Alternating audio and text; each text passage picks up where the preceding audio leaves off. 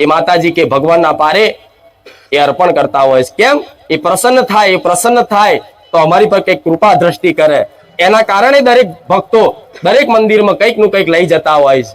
પણ આ બારેજા ધામ, આ સોલંકી પેઢીની માતા એક જ એવી છે કે અહીં કશું જ નહીં લાવો, અહીં કશું જ નહીં લાવો, પણ ખાલી મારા ધામમાં આવી અને 4 વખત 2 વખત કે 1 વખત રામનું નામ બોલી લેશો ને હું માતા પ્રસન્ન.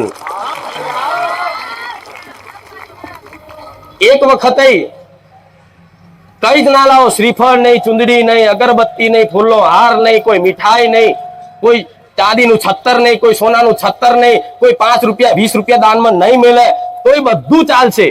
પણ મારા ધામમાં જો મારી કૃપા મેળવવી હોય, મારી કૃપા દ્રષ્ટિ તમારી પર રાખવી હોય અને તમે જે આશા રાખો છો જીવનમાં કે અમે સુખી થઈએ અને મારી જોડથી જો કદાચ સુખ લેવું હોય તો મારા ધામમાં રામ રામ ના આ નામથી જ મને માતાને જે પ્રસન્નતા થાય, આ નામથી મને માતાને જે આનંદ થાય એ ક્યાંય મને નહીં થતો, કોઈ વસ્તુમાં નહીં થતો, કોઈ મીઠાઈમાં નહીં થતો, કોઈ ઉપાયમાં નહીં થતો. ખાલી 1 વખત રામનું નામ લેશો ને તો સમજી લો 24 કલાક દીકરાઓ હું રોમ મારી મેલડી હાજર રહીશ, મારા મેલડી ના રામ. તો તમે વિચારતા હશો કે માડી અમે તો તારા પારે આવી અને 1 વખત ને 1000 વખતે રોમનું નામ લઈશું તો અમારા દુઃખ ચારે દૂર થશે. અમારું આ જીવનમાં જે કષ્ટી પડે છે, જે તકલીફ પડે છે ક્યારે દૂર થશે? તો માતા એવું કહીશ એ હિસાબ એ દિવસો તમે ના ગણતા, તમે મારા ભરોસે આયા છો, એ દિવસો હું ગણવા વાળી બેઠી. આ શું ખોટું? તો દરેક નવા જૂના ભક્તોને દરેકને કહીશ આજે દિવાળી કાળી ચૌદશ નો દિવસ છે અને અમે આવી અંધારી રાતમાં જો મારા દર્શન થતા હોય ને તો આ દુર્લભ છે. આજ કાળી ચૌદશ જેવી રાત હોય અને અમે સોલંકી પેઢીની બહુસરના ખાતાની ઉગતા પોરની રોમવારી ખુખાર મેલડીના દર્શન થતા હોય તો આ સમય તમારા માટે ખૂબ દુર્લભ છે. રામ દરેકની વાલી એવી માતાઓનો ખૂબ રામ છે. વિશ્વાસ રાખજો તમારી માતાઓ જ મારા પારે લઈને આવે છે. તમારી માતાઓ જ મનથી પ્રેરણા કરી અને શક્તિ આલી, ભાડું આલી અને મારા ધામ સુધી લઈને આવે છે. કે તમારી માતાને એવો મારા ધામ પ્રત્યે ભરોસો આવ્યો હશે કે મારી વસ્તી જો બારેજા ધામ જશે ને તો મારી વસ્તી મારાથી દૂર રહેશે, મારાથી વિમુખ રહેશે ને. એમ આ માતાના પારે જઈ અને થોડી 2 શબ્દોની વાતો સાંભળી અને દીકરો મારી ભક્તિ કરતો થઈ જશે ને તો જેમ કદાચ સોલંકી પેઢીની માતા એના દીકરાને એની વસ્તીને હાચવશે એમ હું માતા તે મારી વસ્તીને હાચવી રાખી. રામ દુઃખનું સમાધાન એક જ છે, રામ. દુઃખનું સમાધાન રામ. કે મારી રામ નામથી શું થશે એ તમે જાણો, હું જાણું.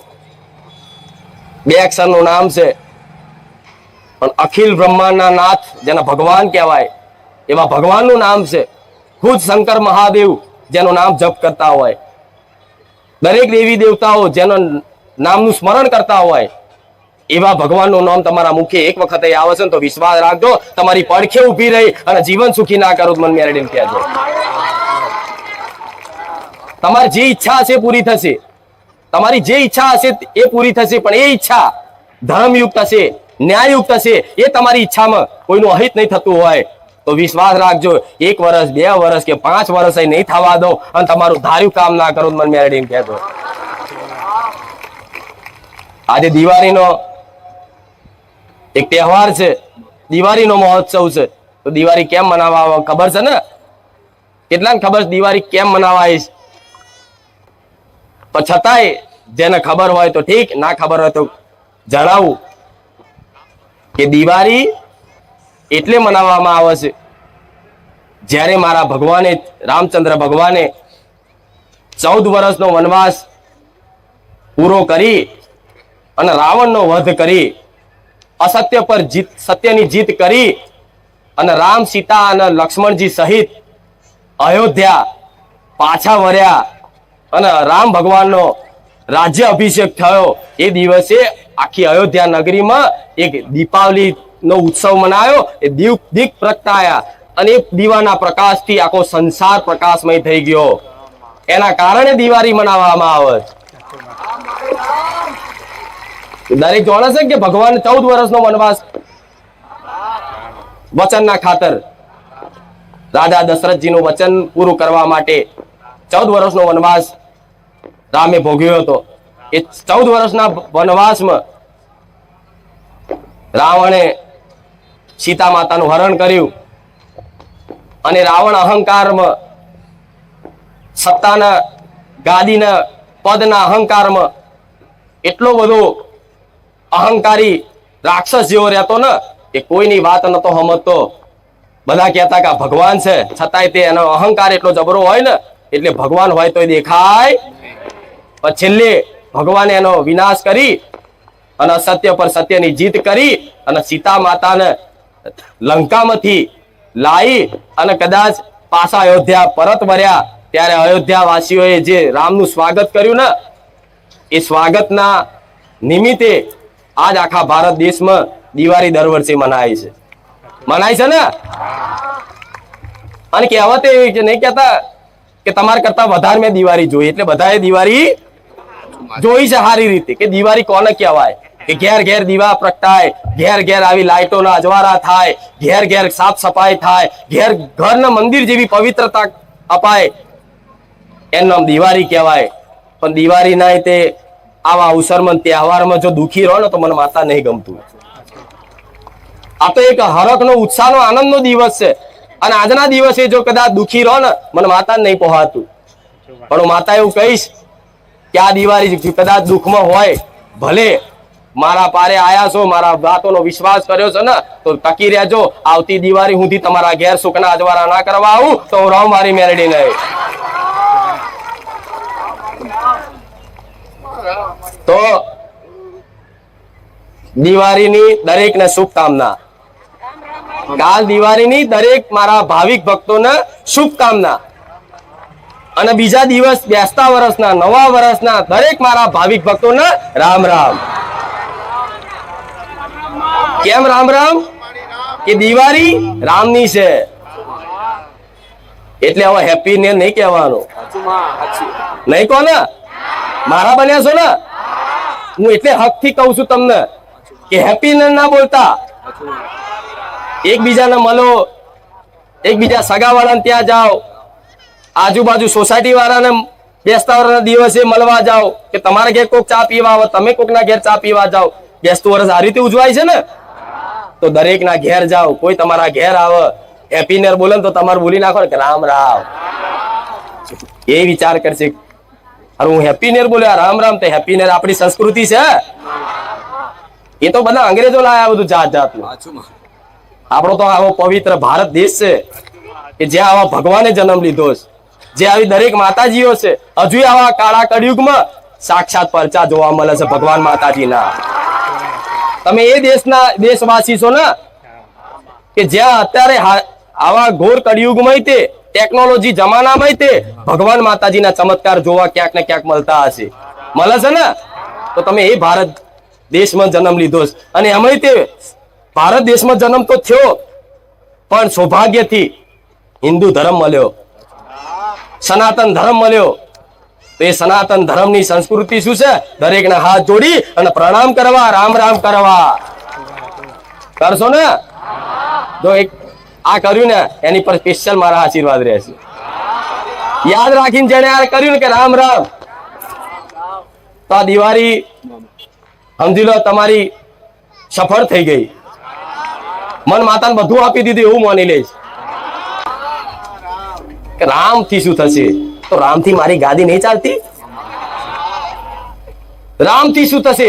તો રામથી વિચારો હું મારો ગાદીનો દાખલો આલું છું. તમારી જોડે કોઈ દાડો હાથ લાંબો કરીને કીધું કે મને માતાને દાન આલો? કોઈ ભાવિક ભક્તોને એવું કહેવામાં આવ્યું કે આ સેવા કરવાની છે ભાઈ, બધા દાન કરો, આપણે આટલું મોટું આયોજન કરવાનું, આટલો મોટો ખર્ચો થાય એમ છે, આપણે બધા ભેગા થઈને માતાજીની ગાદીની વ્યવસ્થા કરવા માટે આની જરૂર પડશે? કોઈ કીધું? હું માતા ખાલી રામ રામ બોલું છું, મારો ભગવાન બધી વ્યવસ્થા કરી દેશે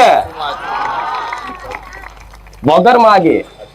કેવું? વગર માગે. હું તમને એ જ શીખવાડવા માંગુ છું, ગોડાઓ માગશો નહીં.